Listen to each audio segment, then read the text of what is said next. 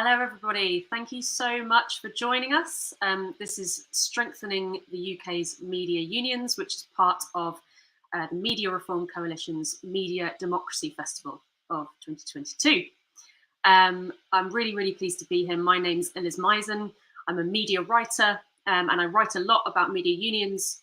I write about kind of workers, media workers and their sort of fights with their bosses. I write about power and pop culture of kind of all kinds. And so I've invited a few people here that I think will be really, really interesting as we explore this concept a bit further. Please do have a look at our programme. Our full programme is up online and all of our sessions are free. But if you would like to make a donation to the running costs of the festival, you can do so at our website, which is mediareform.org.uk.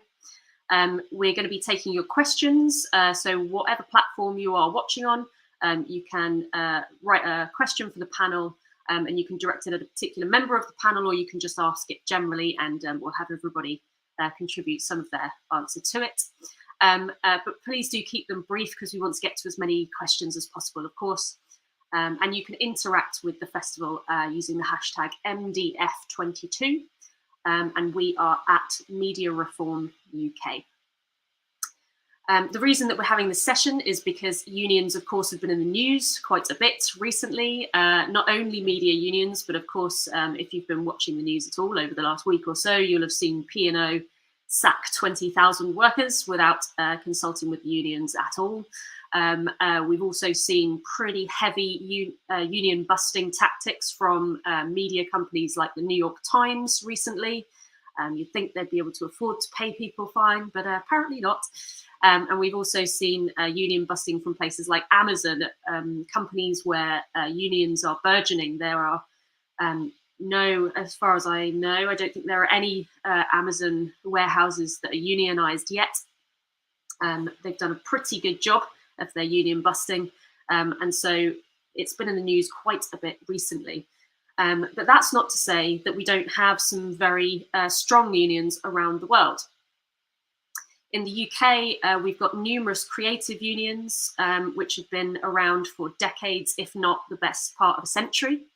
And some of the reps from those unions are here with us today.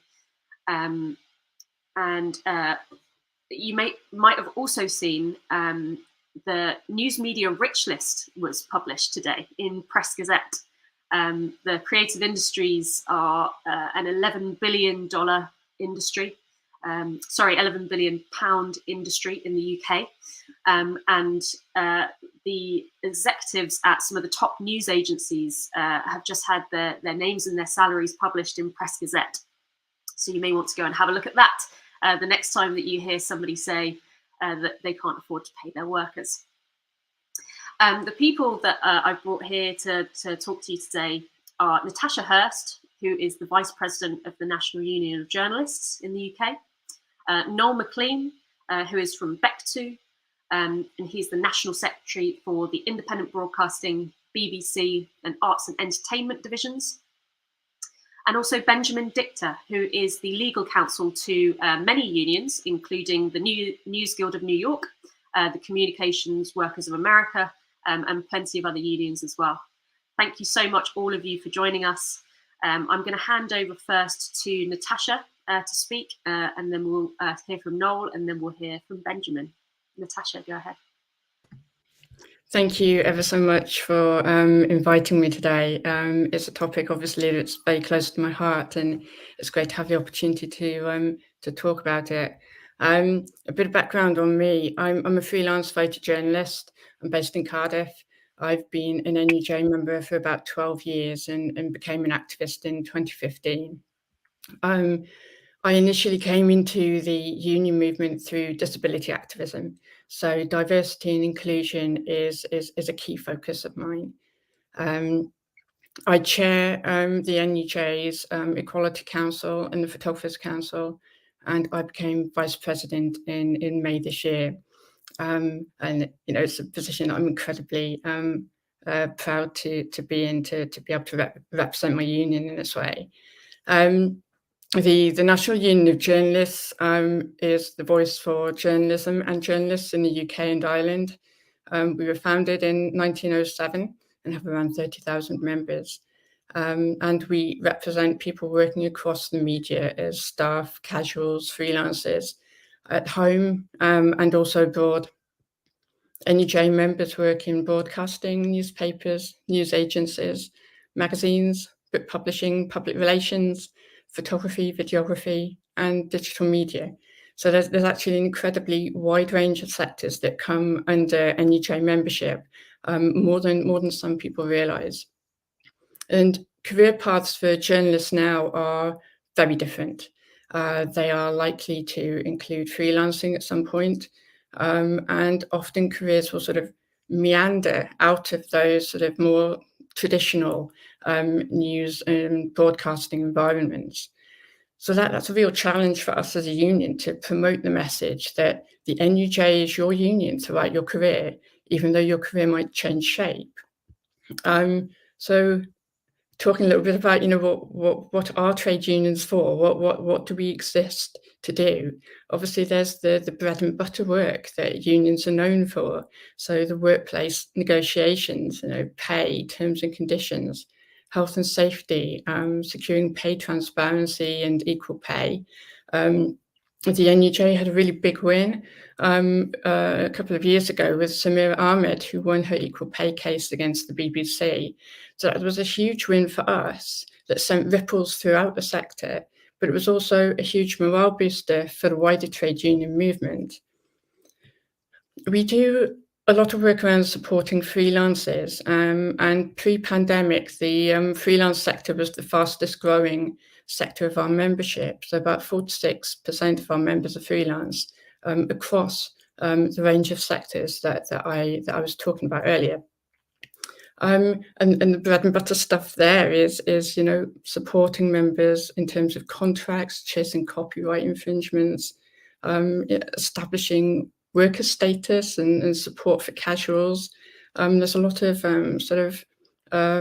false self-employment that is not always the choice of the member. Many of us choose to freelance, but actually many of us don't, and we're in positions where we're not getting the benefits of being an employee when we're actually entitled to them. Another big challenge for us is freelance rates and trying to include those within workplace negotiations with employers. And certainly for our photographer members, there are many publications that haven't raised rates in well over a decade. And especially when you combine that with the current cost of living crisis, freelancers really not just deserve a rate rise, they really need it.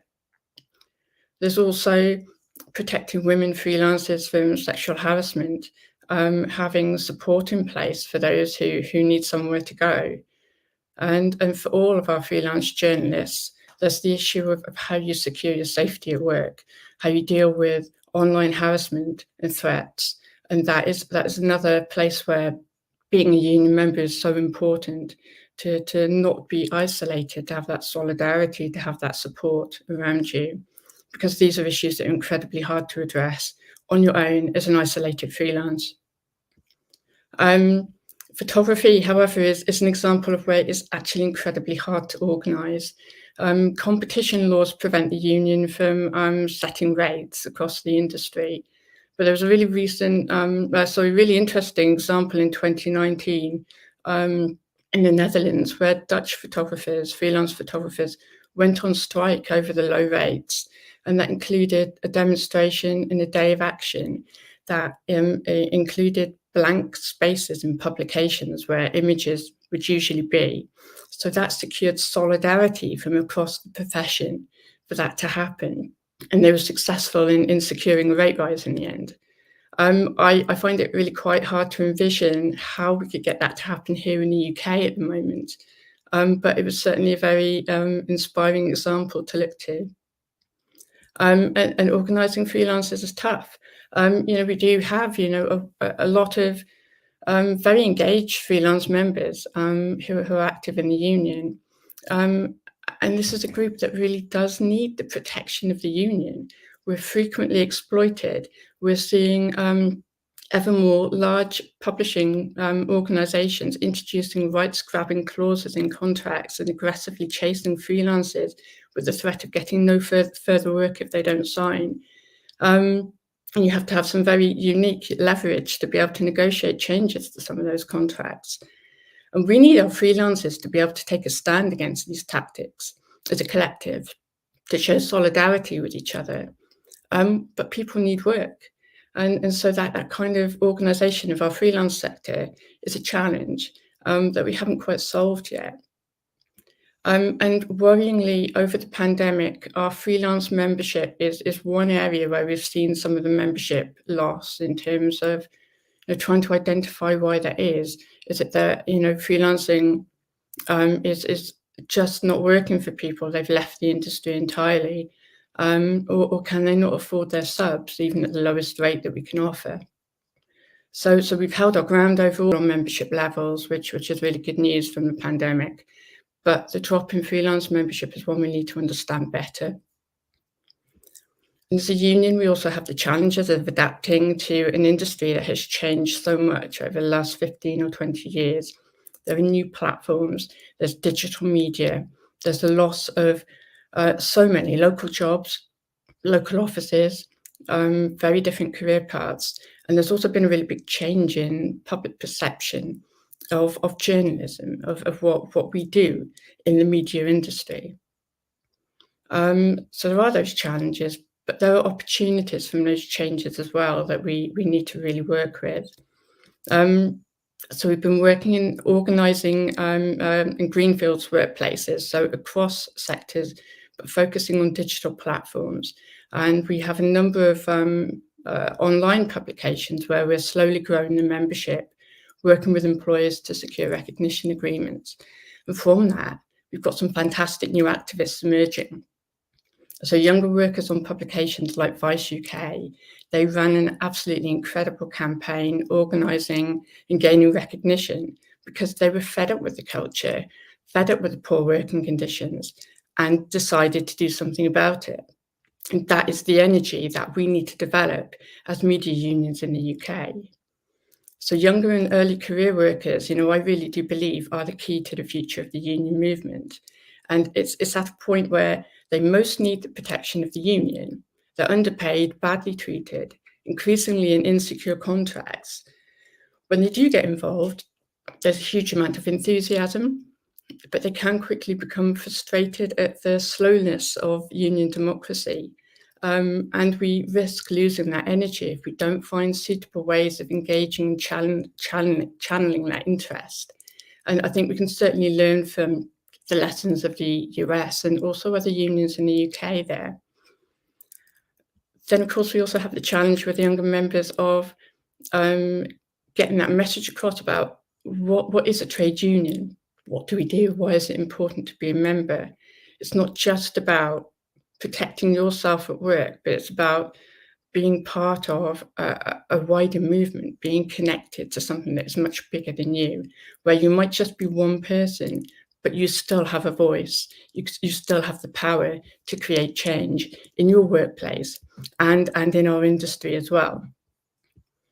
So as a union, we need to find more engaging ways of communicating some of the more complex and behind the scenes work that we do and the role that we play in protecting and promoting journalists' rights, the lobbying, the work we do around journalist safety, protecting local news, taking cases like the Chris Mullins case. This week is a huge win for those fundamental principles of protecting journalistic sources, and that's such an important one for us.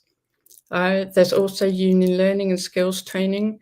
For the UK government to scrap the Union Learning Fund is just one of the most terrible decisions. Well, there have been many terrible decisions, but that's a pretty bad one as far as I'm concerned, because skills training is so crucial for people in developing their careers. So just to kind of wrap up, I think diversity of membership, increasing diversity of membership and diversity of representation within our unions is key to having a vibrant and successful future and being able to organise more effectively.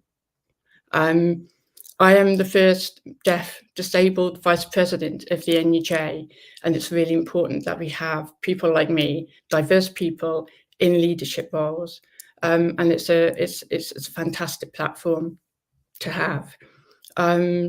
So equality, diversity and inclusion in a genuine sense of embracing intersectional identities and valuing different backgrounds and perspectives for those working in our industry and for those engaging in our unions. And that is where I see the future of our unions in the UK.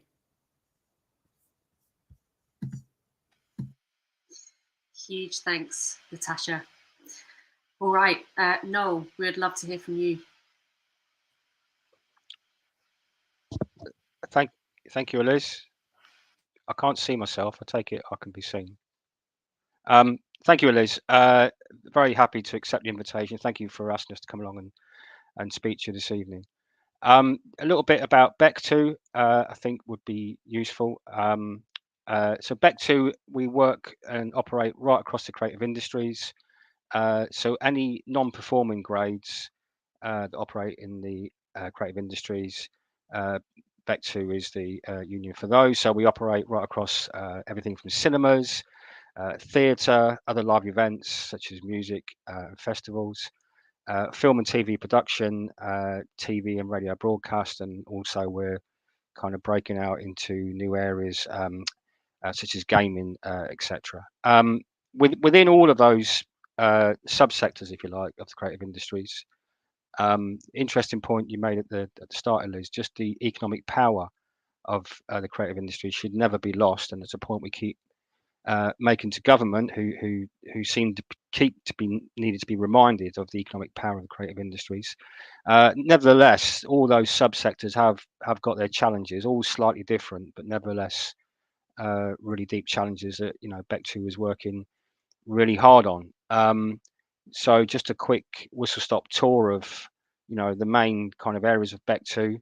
In cinema, one of the main issues we have there is the distributors looking to shorten the time that a product is available in the cinema only before it goes to live stream, which is obviously a point about the pandemic, and this will keep coming up, I think, about how the pandemic kind of crystallized and accelerated a lot of issues.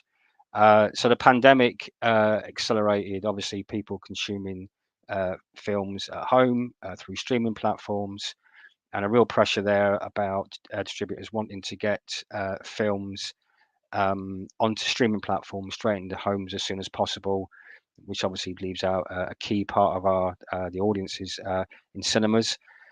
Theatres, remember that anything that was audience dependent was put into lockdown actually before lockdown came into place. A lot of audience dependent kind of industries shut at least a week before the formal lockdown was announced, and they were the last to come out of the lockdown as well, and arguably they were the most severely impacted in between those 2 points. So some real challenges there.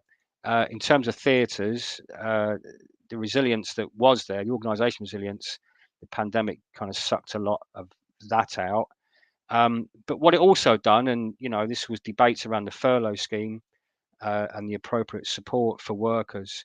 What that kind of highlighted was what we had always known and always campaigned on and against, but it brought it more into the kind of public sphere, if you like, was the high reliance in the theatre sector. So a hugely successful sector that relies and has relied for some time, far too long, and we want to change it.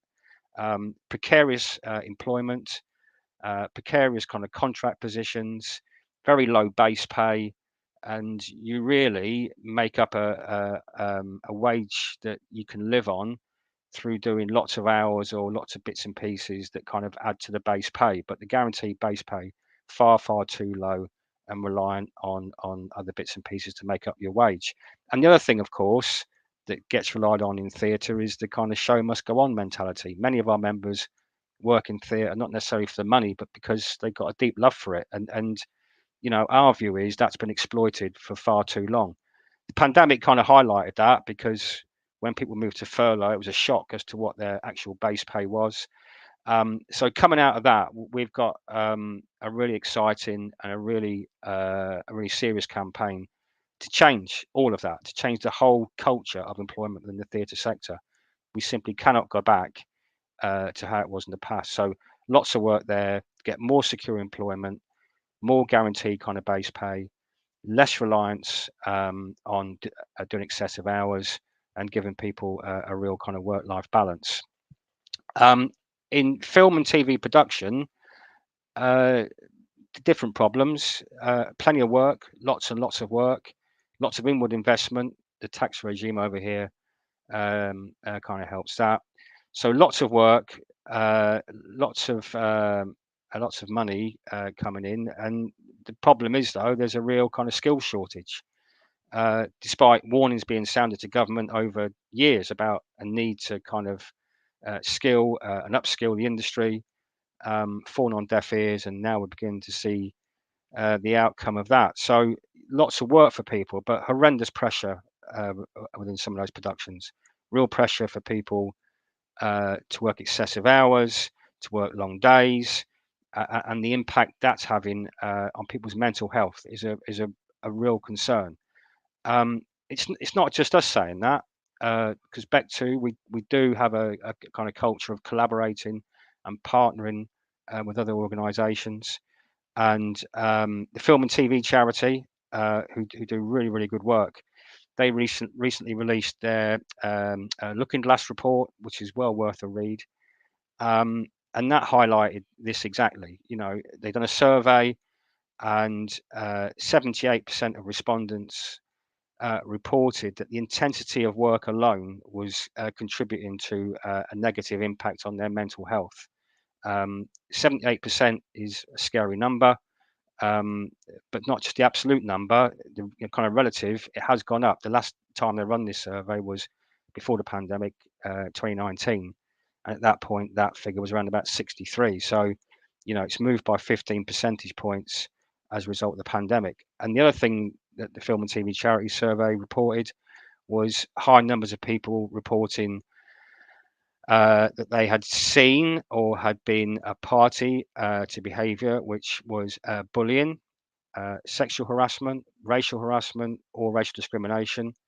High numbers of people reporting that they had been a recipient of or been a witness to that behaviour over the last year.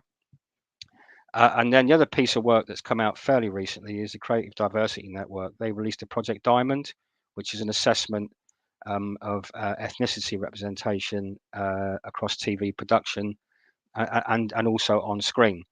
And that makes pretty disappointing reading as well. On disability representation, it's still nowhere near where it ought to be. Disabled people are not getting opportunities in TV and film production. On ethnicity, it's a little bit better on screen than it is off screen, and I think people can make their own minds up as to why maybe there's a focus on screen kind of representation. Our view is that, you know, maybe people are more concerned with being seen to be doing the right thing rather than actually doing the right thing. So off-screen diversity has increased slightly, but nowhere near enough. There's a long way to go. What are we doing about it is, I guess, the question. So we partnered with another organisation, Lenny Henry Institute for Ethnic Representation. We commissioned a report last year. Somebody called Marcus Ryder, who may be known to some of you, was involved in doing that report. Does amazing work on ethnic representation. And the outcome of that was BECTU calling for a kind of industry-wide body to look at this. We need an industry-wide body to look at these issues, to be a reporting body for instances of racism to be reported to, and also to monitor some of the work that's being done or supposed to be done to increase this. And in terms of mental health, before Christmas, we also launched a 6-point kind of demands list for productions to make them good, healthy workplaces in terms of physical health, but also importantly in terms of mental health. And this week, we've also relaunched our campaign to get that industry-wide reporting body. A major campaign we're doing there. It's called the Race to Be Heard. So please keep your eye out for that as well. In terms of the broadcasters, lots of work to be done there as well. And to be honest, the biggest challenge at the moment is the kind of politicization, if you like, of some key decisions. So the media landscape is definitely changing. The way people consume their media is definitely changing. And it's only right that we have a proper, informed, sensible, grown-up debate about that. And BECTU would welcome that and would welcome, being part of that as well. What we seem to be seeing, however, is key decisions. So whether that's the future ownership of Channel 4, whether it's the BBC funding model, or whether it's appointments of key personnel in organisations like the BBC, the political pressure seems to be holding sway there, and decisions seem to be made not on UK media, the media landscape, the changing nature of it, where does public service broadcasting fit within that.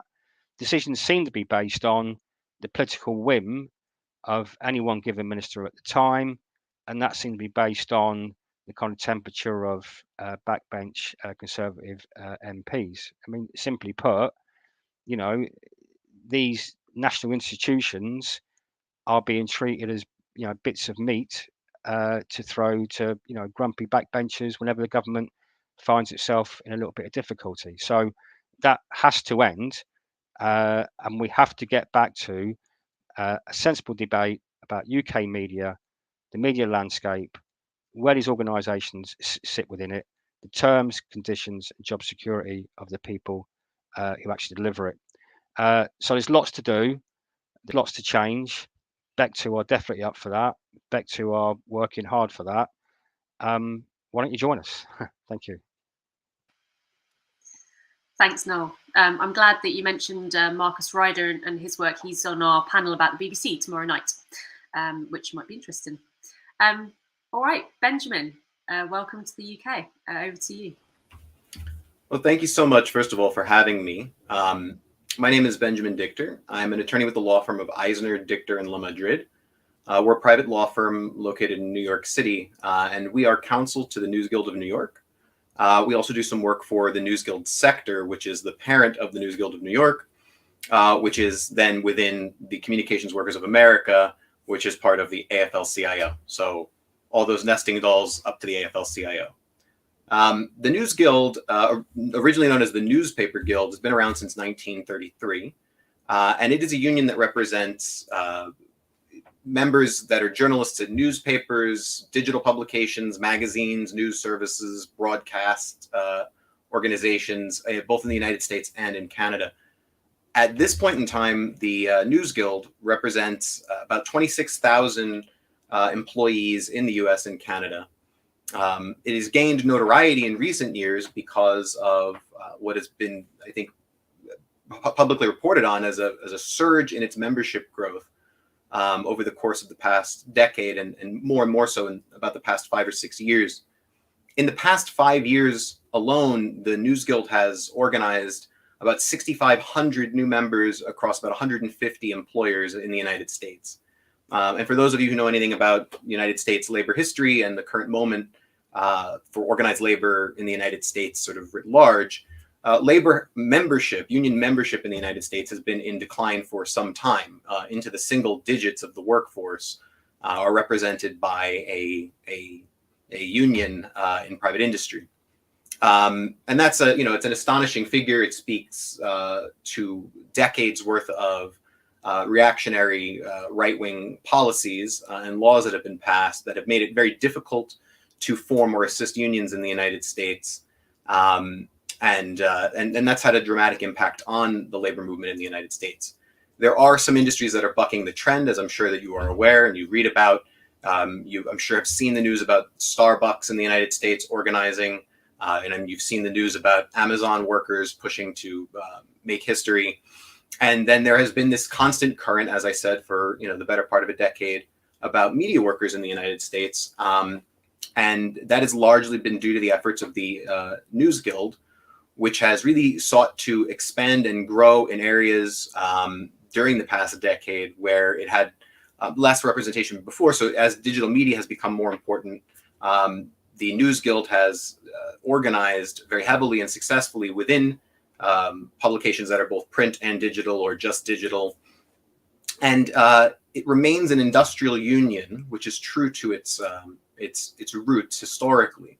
And that is probably best seen, and something that I'm particularly excited about, by the recent success of the News Guild in organizing over 600 tech workers at the New York Times. And by tech workers, I mean a bargaining unit comprised of software engineers, analysts, designers, product managers, and project managers who make the digital operations of the Times work. So the allegory is, if the pressmen were the way that folks put together the pieces of media that were consumed and delivered it to folks, in the era of print journalism before digital media.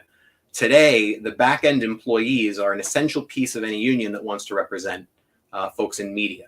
It is important that we have an industrial approach to organizing media, because it is the best way to accumulate and exercise the most power in the interests of the employees in this industry.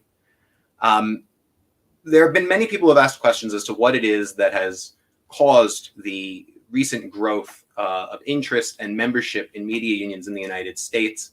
I'm no expert, for clarity. I spend probably about 80% of my professional time working with organizers in the News Guild or at the negotiating table, negotiating collective bargaining agreements alongside their committees, their rank and file committees, and their staff. One thing I'll say is that, as I'm sure is the case in the UK as well, media is in a crisis moment, and the free press is in a crisis moment. And it has been for some time, but it's getting more severe. And in the United States, the fact that we are reliant almost entirely on private industry for news media, it has become quite a problem in terms of the purposes of a free press. The influence of private money, the outsized influence of shareholders on the companies that deliver news to people has become very problematic. And I think that in addition to bargaining for all of the sort of bread and butter things that a union tends to negotiate for, better wages, better health care. In our country, unfortunately, we don't have the NHS, so we have to spend time and bargaining capital securing health care for employees.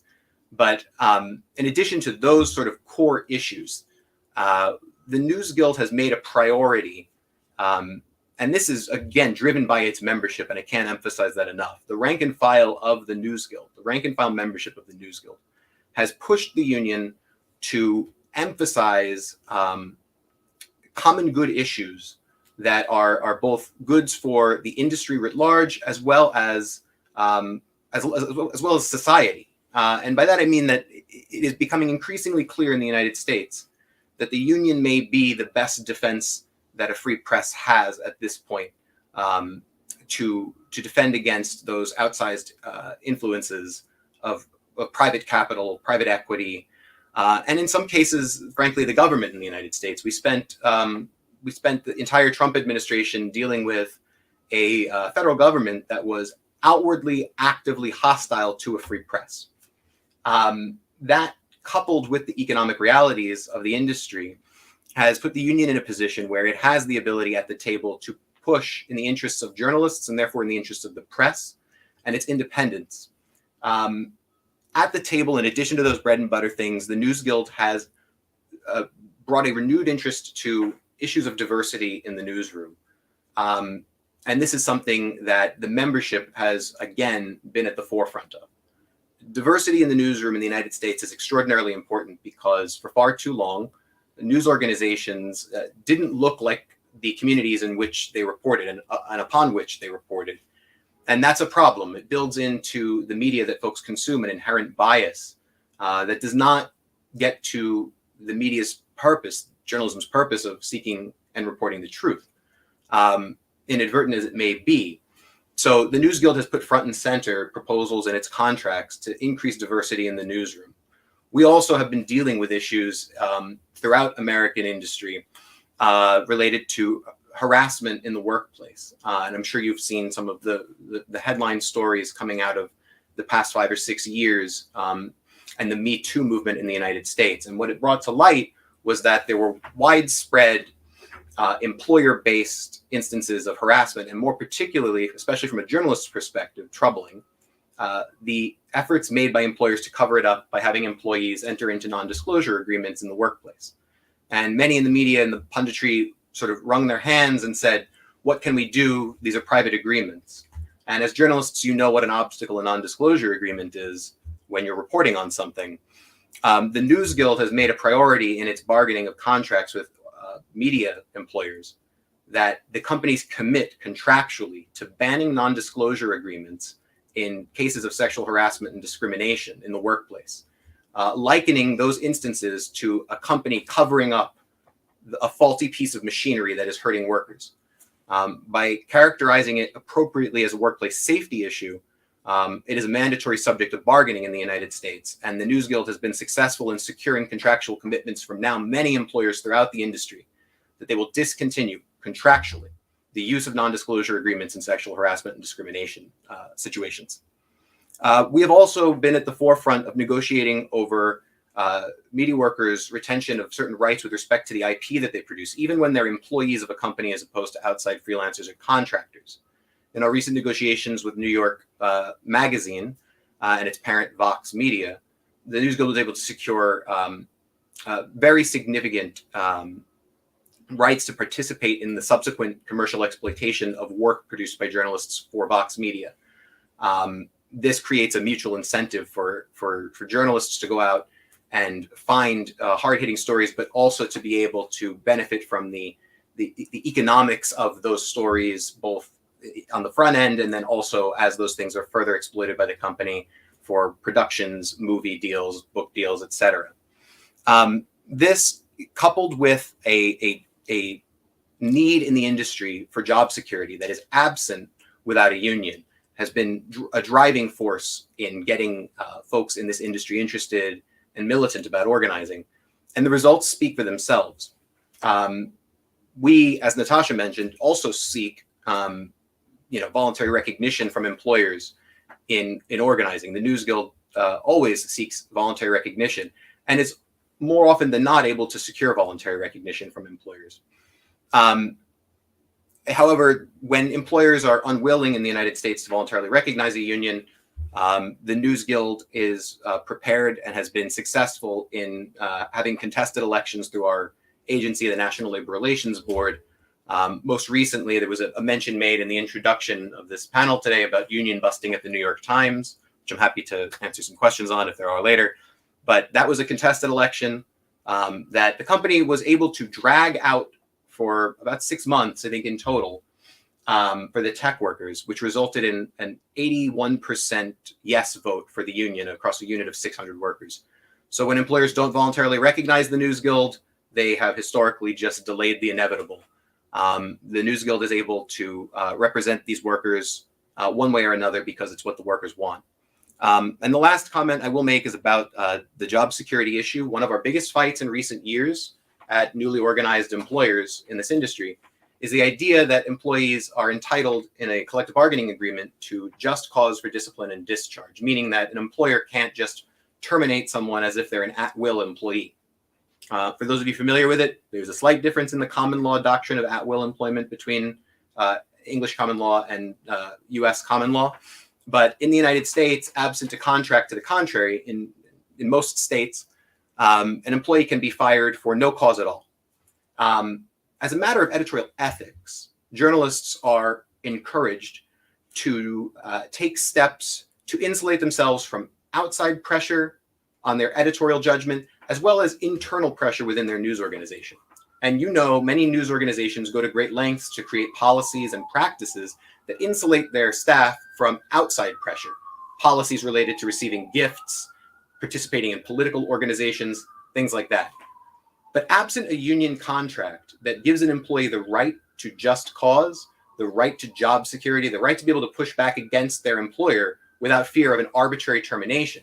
There is no existent insulation from the internal pressures that editorial management may put on employees. Employers have fought us tooth and nail to avoid having just cause protections for journalists.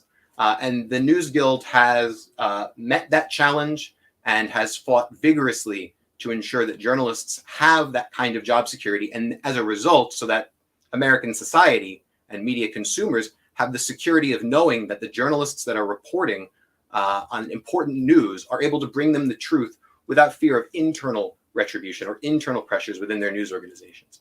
The News Guild's fights have been to date successful, and the News Guild has obtained just cause provisions in all agreements that it has negotiated that have been newly organized shops.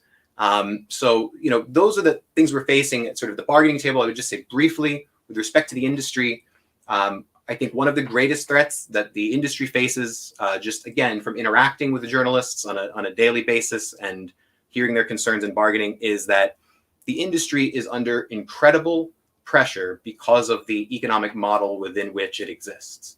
The reliance on private capital and the reliance exclusively on private business, who have increasingly fewer sources of monetization as we have monopolies within Facebook or Google on advertising dollars. This has left media organizations in a place where monetization has become more difficult.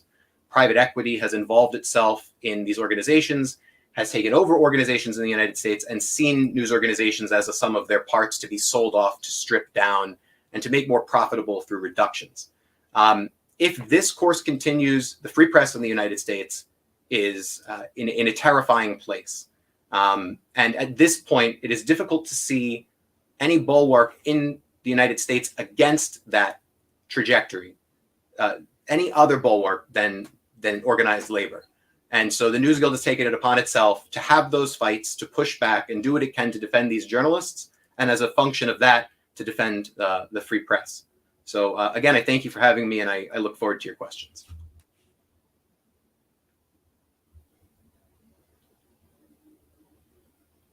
Huge thanks, Ben. So the first question that I want to address to everybody, I can see that there's loads of questions coming through, which is great. Please keep them coming, but I'm afraid I'm going to be very selfish and ask my own question first, because I'm dying to talk about this. And it's something that all three of you mentioned, which is pay, of course. Base pay. Noel, you talked about base pay, and I was reminded of Sarah Jaffe's recent book, Work Won't Love You Back. She talks about, especially in the creative industries, there's a few industries that do this, but especially in the creative industries, there's this idea that we should be grateful to have a job, and like, oh, don't you love being a journalist? Isn't it so fulfilling for you? And you get to work on TV and it's so glamorous and blah, blah, blah. And like, if anybody who's worked in any of these industries, yes, it's a wonderful industry to work in, and we all do it because we love doing it, but it's graft. And even if it wasn't graft, it's a job, so it needs to be well paid. There's plenty of similar arguments for baristas and things like that, where people are saying, well, all you have to do is pour coffee, and so why should you be paid a decent fair wage? It's these kind of ridiculous arguments all the time about why we should constantly debase people. And I'm just interested, I suppose. I know that Benjamin, you talked about the fact that you've been getting really great wins in terms of base pay. I saw that, I can't remember what the outlet was, but I saw an outlet where the contract that you managed to negotiate meant an increase of $11,000 per year for the lowest paid journalists, which is a phenomenal change in their working conditions. And Noel, you mentioned that the base pay for theatre workers is so low that it's essentially like not having a job. You end up kind of essentially being a part-time worker across all of these different things. So I suppose really at this point, Benjamin, please feel free to jump in. But my question, I suppose, is really to Natasha and Noel, sort of asking, is there room, do you think, in the UK for making a concerted effort to improve the pay of creative workers across the country? I think actually there is room. I think what I'm asking is, how do we go about doing that? Shall I go? Yeah. So yes, the answer, there is room. There has to be room. I think there's a number of reasons why things are a little bit different now. So yes, I said earlier that the kind of show must go on mentality, particularly in theatre, was prevalent. The love of the craft, I think, was taken for granted to the point, in some cases, where it was being exploited.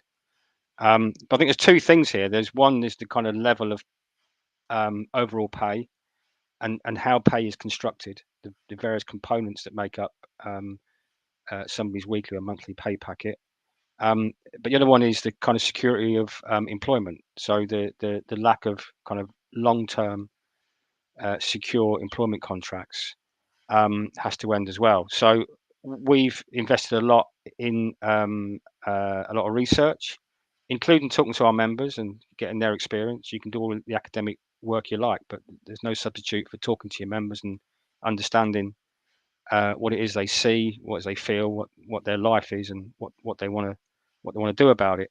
So we've done a lot of work with our members because the pandemic did expose that, and also I think in some ways showed how unreciprocated that love was. You know, they spent their whole working lives devoting their time to the industry because they love it. And I think during the pandemic, some of them saw how little the industry kind of loved them back. I think that changed a few people's minds, and I think it also gave people time to sit back and reflect, and examine whether the deal was a fair one. And also, I'm sad to say, some of them said it's time to move on and do something different. So there's that. But I think the other thing, I saw a question earlier about the current cost of living crisis we have in the UK, and I think that's the other important point here. I mean, I don't know because I haven't tested it yet, but with the price of forecourt fuel, and the cost of home energy, I don't think that the retailers who sell that will take love of my craft as a kind of down payment for some of those things. There's no substitute for having money. So I think those two things come together, raising awareness amongst the members, raising confidence amongst them as well, that you can do something about this. We together can do something about this. Taking it to the wider public as well, because I think some of that was taken for granted in the past. So yes, there is room, but I'm absolutely confident that with the right research, the right information, getting the members behind us, getting them to lift their eyes and believe that a better deal is possible, and then campaigning really hard for it, because there's no substitute for rolling your sleeves up and doing the work. I think we can, absolutely. Thanks, Noel. So because you mentioned the question about the cost of living crisis, I think that's a really good one. So I'm just going to see if I can find it, because there's now a very long list of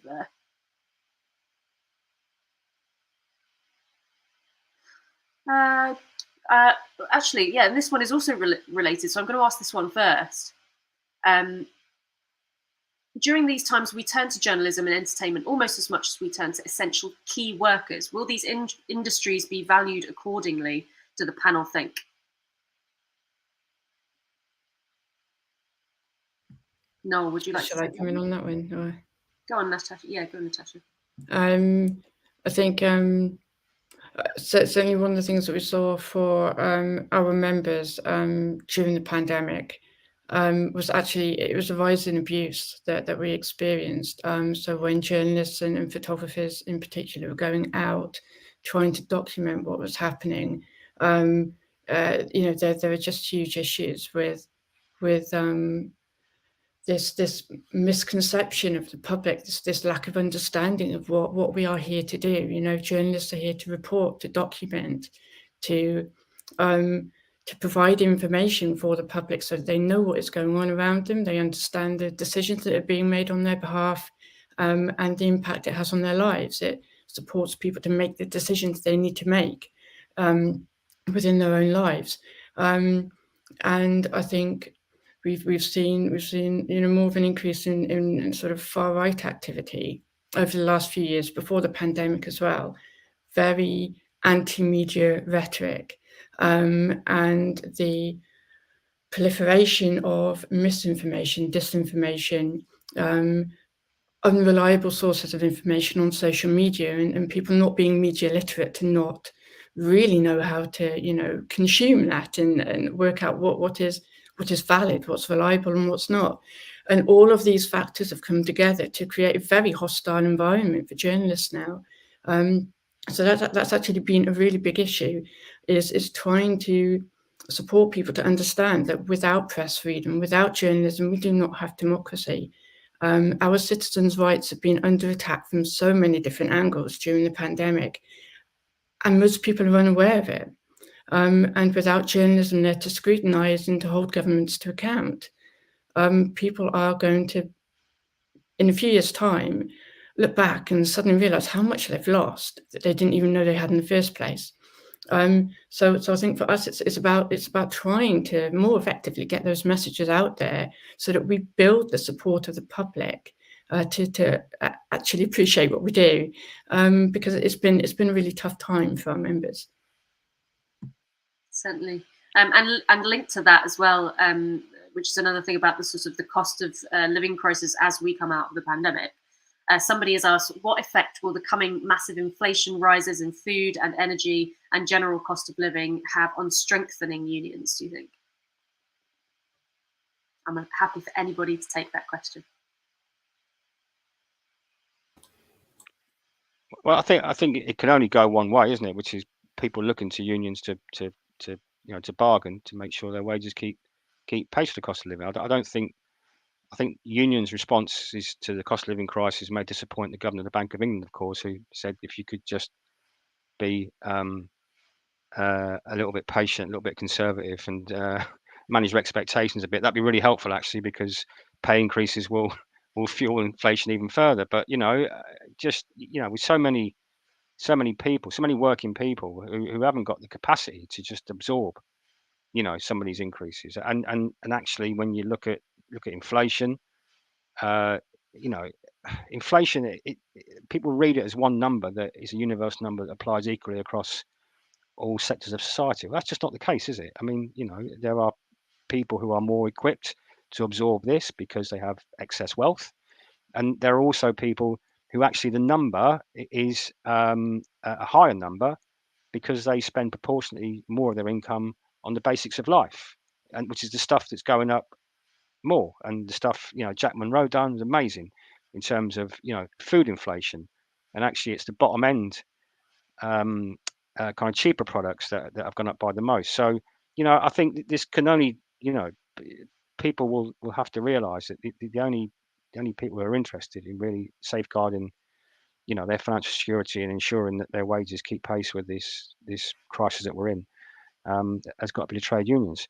So I just want to come back on the previous question. Is that all right, Eliz? I want to make a couple of comments about the culture sector as well as I would echo everything Natasha said about journalism. We don't represent journalists, but of course we do represent people who operate cameras and sound and sat trucks and radio cars, and there was a good number of them reported that they were targets for abuse because of the branding on the equipment that they had. It was absolutely shocking.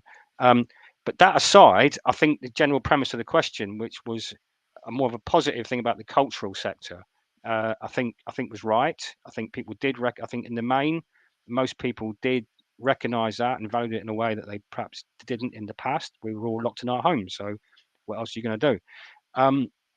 I worry going forward. So if the question is about decision makers and politicians, I think I'd have to say no. I don't think they will. I think their fondness and their recognition was all too short-lived, and I think it was more about their short-term popularity than their kind of political thinking. And we're starting to see that now. We saw it during the pandemic. You know, there was a point when trade unions had more access to government, you know, in a few months than we had in the previous years, because they needed our help. They needed some help. They needed the voice of the workers to say what helps to fix this. They didn't accept all our suggestions. They did accept some of them. But as soon as we served the purpose, they turned the tap of access off, and now we don't get access. This government just does what it wants when it suits it, and I think you'll see the same going forward. And you know, I say that partly because some of the comments around some of the broadcasters, like BBC, like Channel 4, there is no good reason to even question the ownership of Channel 4. Yet this government, the pandemic's barely over, and they've launched into a massive kind of consultation, I think, with a predetermined outcome to sell Channel 4. That would be catastrophic. It would be cultural vandalism, actually, because Channel 4 does not make a single minute of television. Everything is commissioned. Every single thing they put out is actually commissioned. But not only do they commission, but you have to give employers credit when it's due. They're actually very good. They're very good at creating kind of separate funds for new producers. They mentor them. They help them to grow their production companies. This is the independent sector, which is so important to the overall kind of media landscape, and our members who work in it. Under private ownership, that will just not survive. No shareholder is going to stand aside and watch the company that they're a part owner in give money to develop homegrown talent. They're going to say, just buy stuff in and get it on the channel and put it out. They will have no interest in developing the ecology of the whole sector. So, and we're starting to see it again in other areas where, you know, I'll say this, I think the whole levelling up agenda is a con.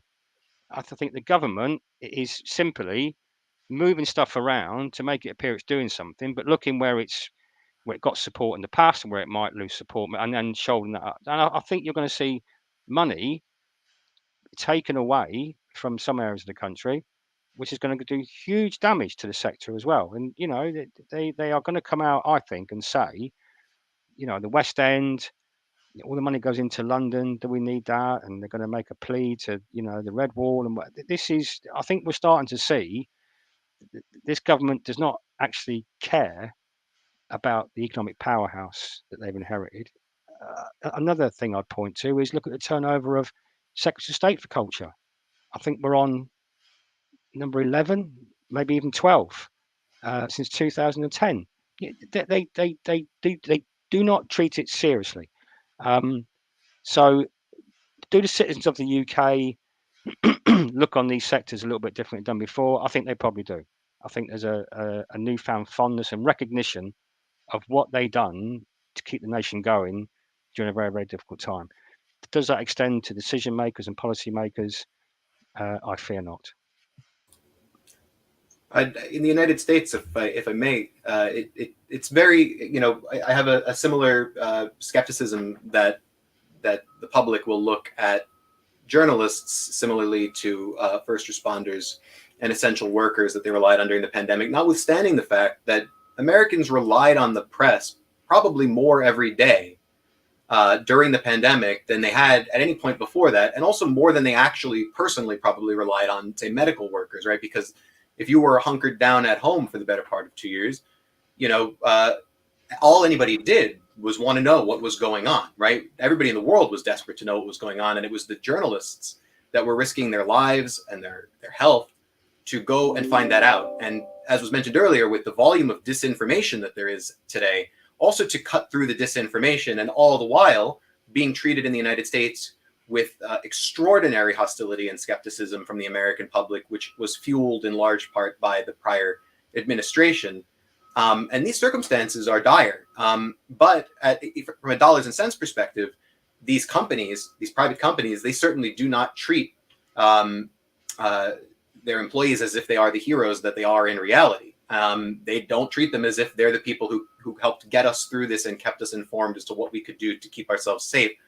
I'm at the table now with many employers alongside workers at a number of publications for the New York local of the News Guild. And I can tell you that many of those employers have yet to show the union and the employees that they value them like that. And we are facing the same kind of inflationary concerns in the United States, as you mentioned. Inflation in the United States had been fairly stable for a number of years, but in the past year has skyrocketed as a function of many macroeconomic factors. But it doesn't change the fact that wages, unless bargained by a union in this country, have remained fairly stagnant. You mentioned the significant gains that that the News Guild was able to achieve in at least one contract. For clarity, you said I bargained it. I sit at the bargaining table with the workers. The rank and file committees bargain these contracts. I just kind of like occasionally look at the language and see what I can do from the lawyer paper pushing perspective.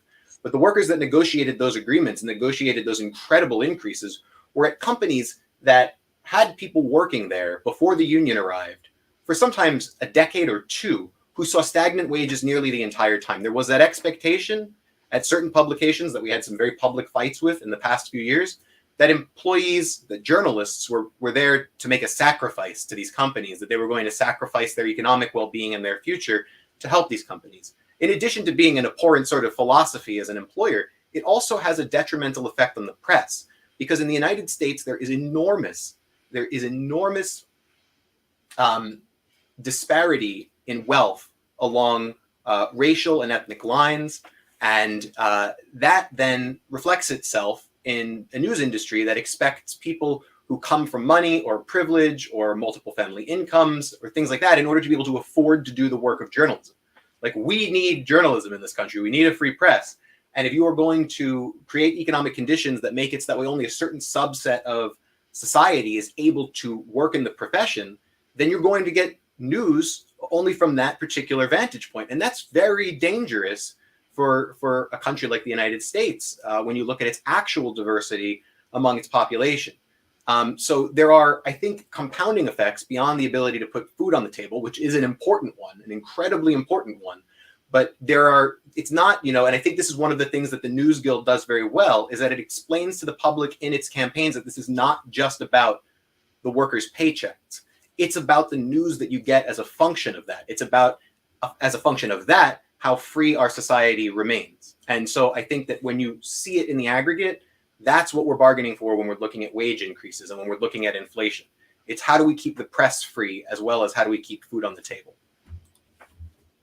Thank you. And that's such an important distinction, is really just zooming out and showing the ways in which those safety issues, are so key. I remember when the IATSE stuff was going on, I think it was end of last year, that, they were saying kind of the same thing that you've just said, Ben, that it's not just about, film crews wanting more money or not wanting to work hard, long hours because they're lazy or whatever. It's because when they drive home after a 15-hour shift, they've got quite a big chance of running off the road because they might fall asleep at the wheel. And really, if you don't work in the film industry and you don't experience that kind of thing, I think it's really difficult to see it in those terms. So yeah, absolutely. Another question that has come through that is, I think, pertinent to everything that we've just said in terms of achieving aims and getting people together after the pandemic and the way that that's changed work. Somebody's asked, when workplaces are so atomized, and I suppose that can be on site or people working from home, what are the best ways to get journalists together? Do you guys have you must have a sense of what that's like now, actually, for quite a long time of getting everybody together, remotely to organise? Yeah, absolutely. And it's a challenge that we faced in terms of having such a large freelance membership as well, is how do you take people who are quite isolated and, in different places and connect them. And I think being able to sort of really get to grips with how we can work online, how we can network online, has been really helpful in that respect. And we can also apply what we've learned from that to our publications, where we're seeing, office closures and more staff working at home,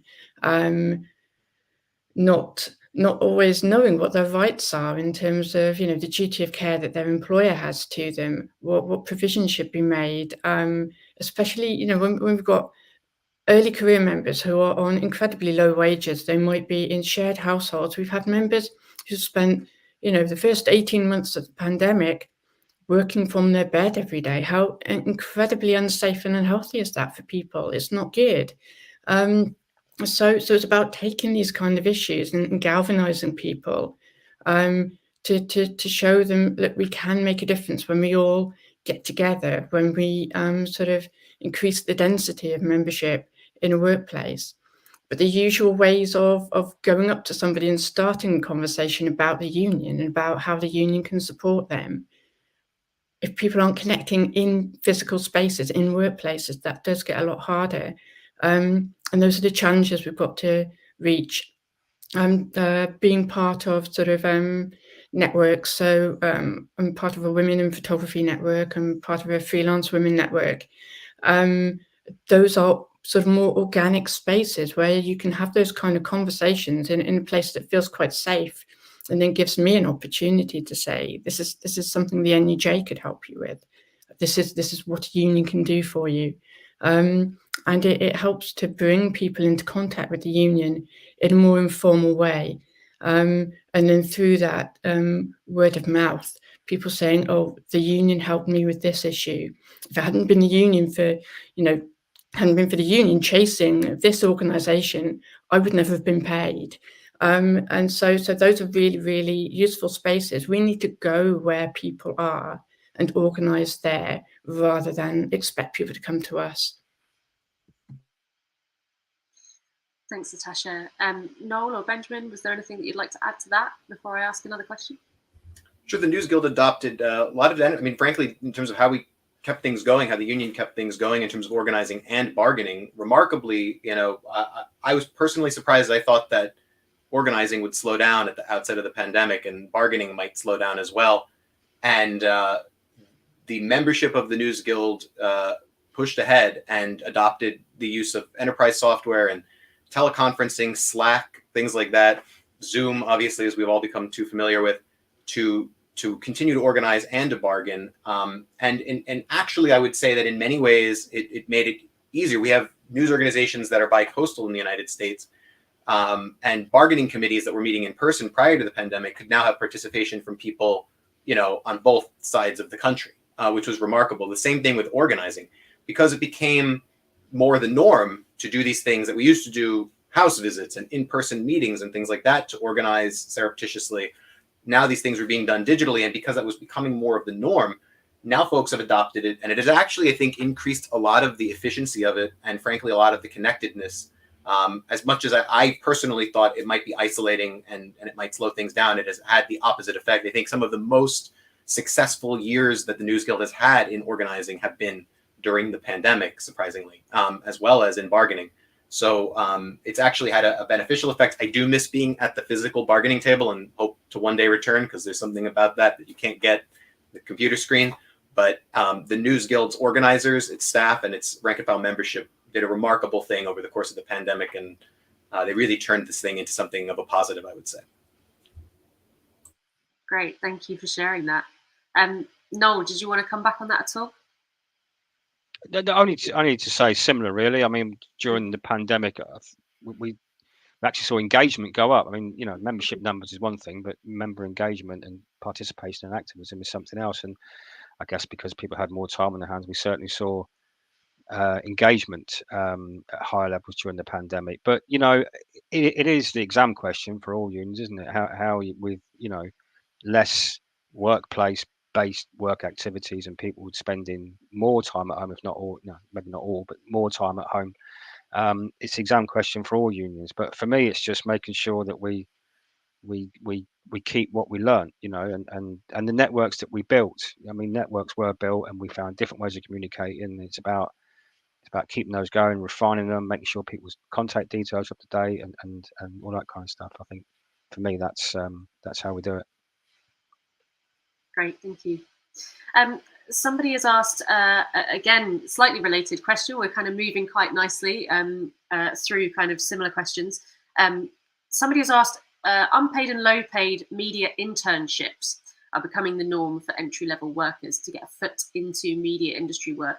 What have media unions done, and could they do more to protect interns specifically?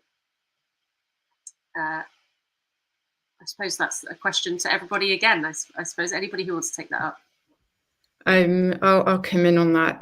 That's obviously a significant issue in journalism, and it's a really important one when we're talking about increasing diversity in journalism, because there are so many people who just cannot afford to do an internship for nothing or for incredibly low pay, and the points have already been made really well. Why it's so important that we do increase diversity in the industry, and we've got to make sure that it is accessible to people from a whole range of backgrounds to be able to get in. And so very much, when we are sort of working with employers, we try to make sure where we've got an active chapel in the workplace that they are picking up on those issues, that if they see free internships being advertised, that they're challenging that. That's something that I think we all have a responsibility to do. And for those of us as individuals, if you see something that's being shared on social media, it's a free internship, well, tweet the hell out of it and really kind of call bullshit on that one, because it's not acceptable. And it also sets a really bad precedent, because people sort of think the only way they can get into the industry is to work for nothing.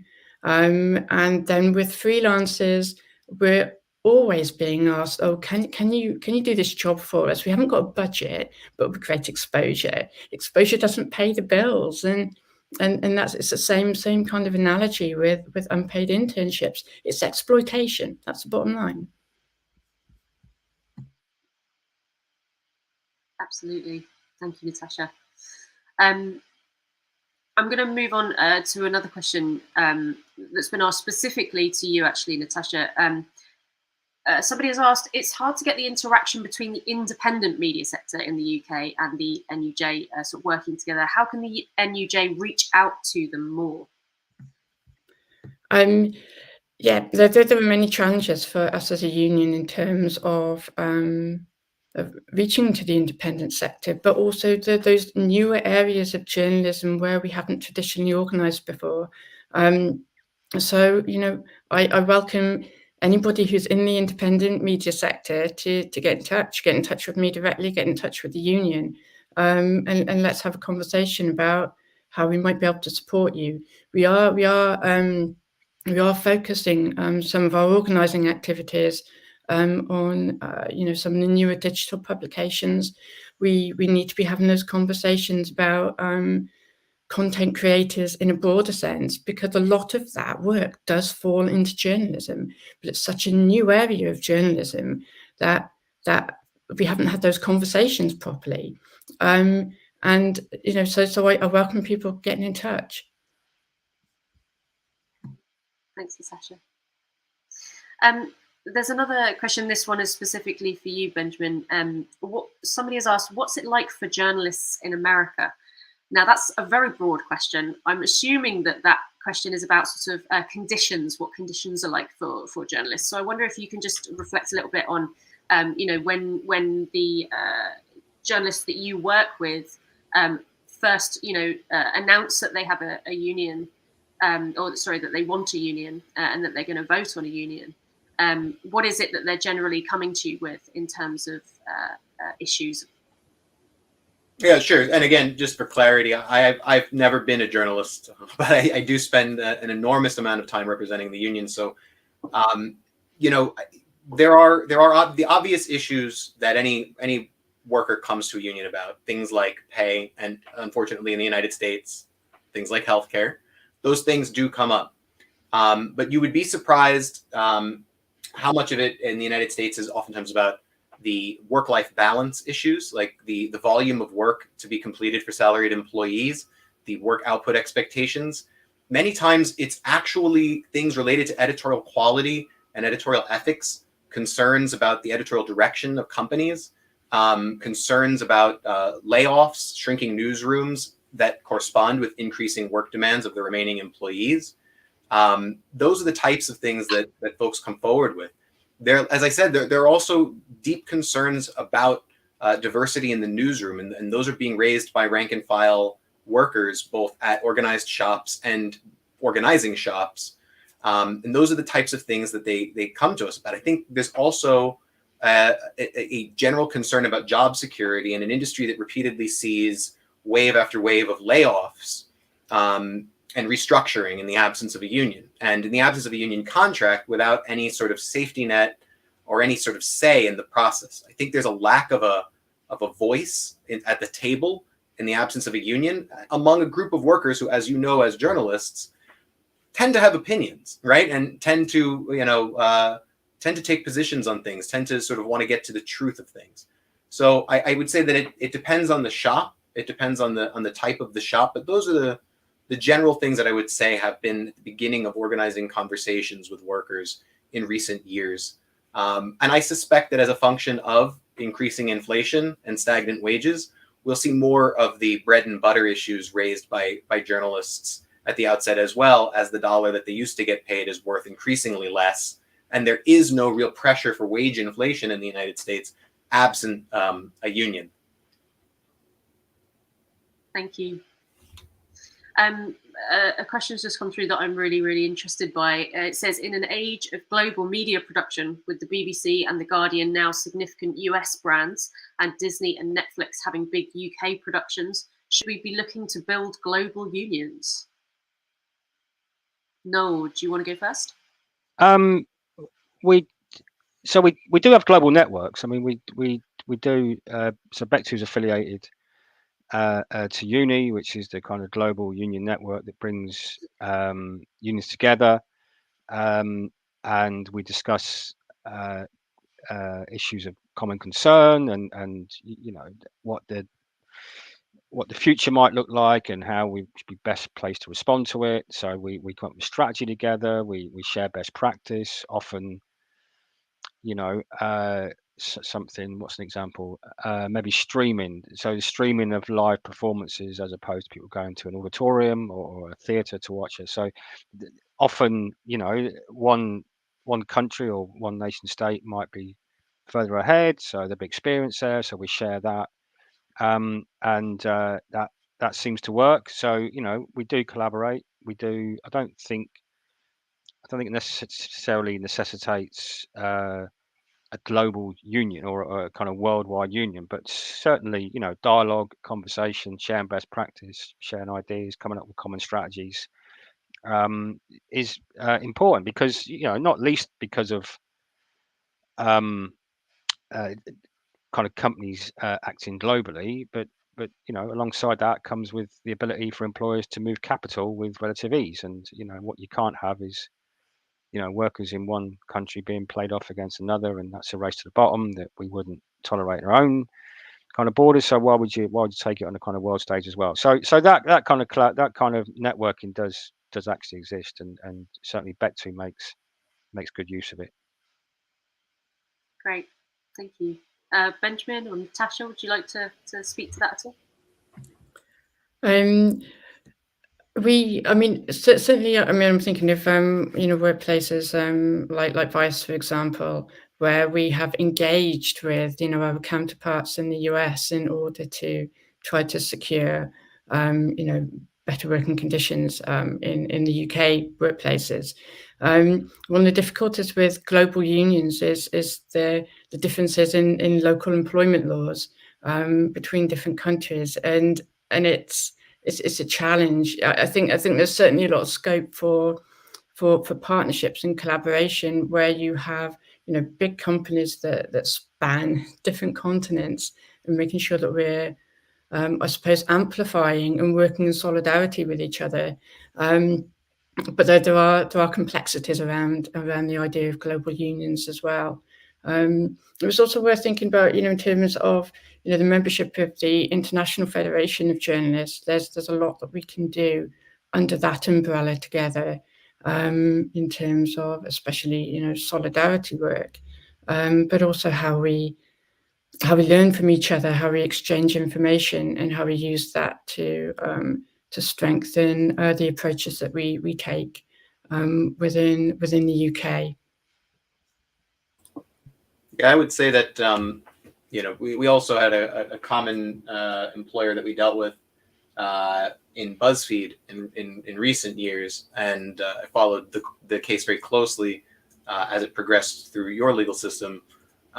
We fought them they fought us, I would say, with similar sort of fervor, but unsuccessfully. And we were at the bargaining table with them earlier this week. You may have seen some news about this company.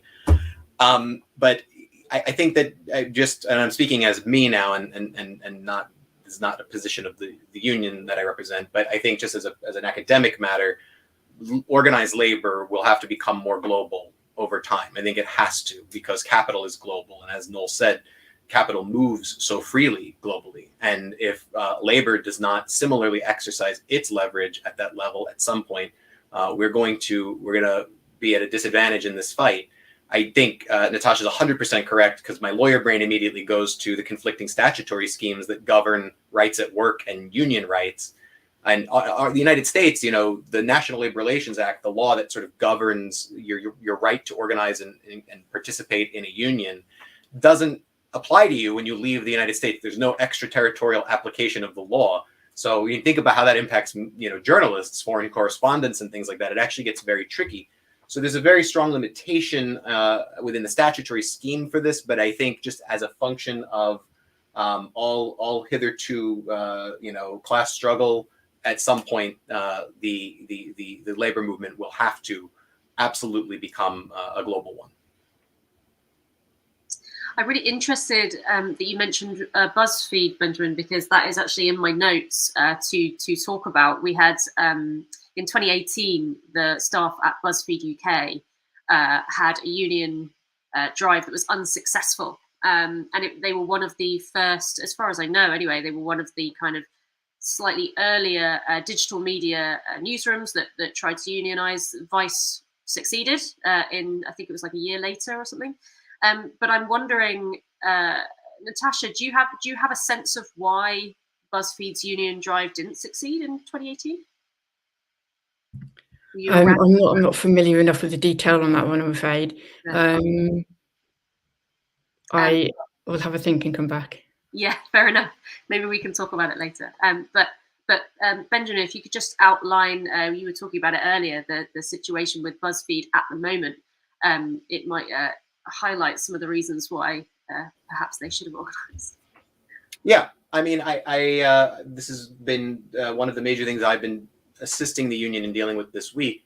I think it's worth noting the company that we're talking about here, BuzzFeed, is sometimes associated with sort of social media, sort of content other than news, but there's been a news organization there for many years, BuzzFeed News, as many of you know, that last year, they won a Pulitzer for their incredible investigative journalism on the FinCEN files. I mean, one of the most important investigative pieces in decades. This is a very serious, very successful news organization.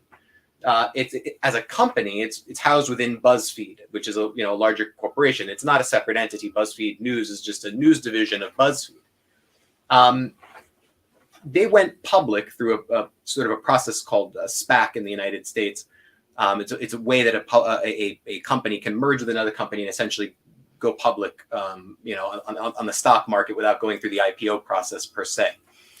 They did this and had their first quarterly earnings as a publicly traded company this week. And the day of their first earnings report to shareholders, they came out and said publicly that they wanted to shrink the size of the newsroom effectively by about a third and probably more. And then they'll have you believe, as a matter of coincidence, an article was published on CNBC's website hours later, suggesting that the CEO made the sort of more magnanimous decision to cut the staff because shareholders wanted to eliminate the news organization entirely. Because if you look at the news organization as its own entity, it is not a profitable entity within BuzzFeed, even though BuzzFeed as a company, by their own reports, has become more and more financially successful over time. They've done better and better and better over a period of years. And the trajectory is definitely in that direction. But because, private capital wants to look at the news division of a media organization from its profitability perspective, they have now made the decision that they need to cut it back. And I think that many investors in the company would see it gone if they had it their way. And this is a problem. This is a major problem, again, in the United States, where we rely almost exclusively on private capital to bring us the truth. And you know, when you're relying on private capital to bring you the truth, you're dealing with one of the most serious influences there is, that's out there. BuzzFeed, is one of those organizations that if you ask them, do you ever look at the profitability of the HR department, right? Or do you look at the profitability of the cafeteria? I mean, of course they don't, right? I mean, they're not looking at various divisions of the company in terms of their profitability. They don't look at, this piece of the website versus that piece of the website on the non-news end, right? But the news part, they have to see it as a loss. It's something that can be cut.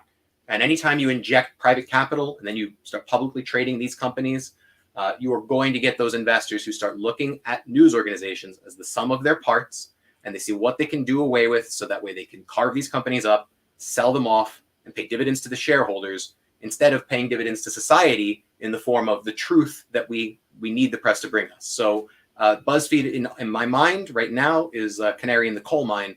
And if we don't pay attention to this, we are in for a very, very, very significant downside in a country that relies on private capital for the truth. That's what BuzzFeed is right now.